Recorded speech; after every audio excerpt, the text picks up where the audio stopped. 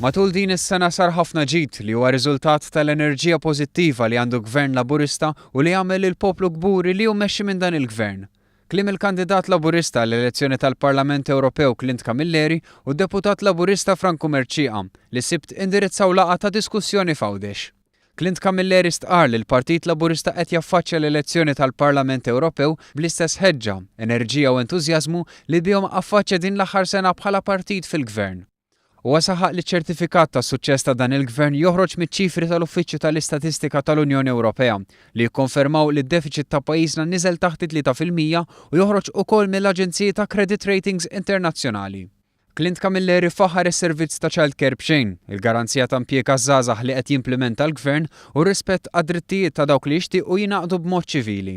Id-deputat Laburista Franco Mercia qasellem lill-ġurnalisti tal-Media Link li jażlu li jagħmlu attakk sfrenat fuq u fil-mezzi tax-xandir tagħhom u saħaq li r-riformi li wettaq il-Partit Laburista huma tant vasti li ftit iħallu lokal attakk min-naħa tal-mezzi tax-xandir tal-Partit Nazzjonalista.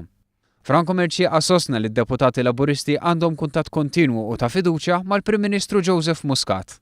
Huwa deskriva żminijiet tal-lum bħala snin tad-deb, filwaqt li qal li jinsab fiduċjuż li l-progress li qed jagħmel il-poplu taħt din it-tmexxija huwa enormi.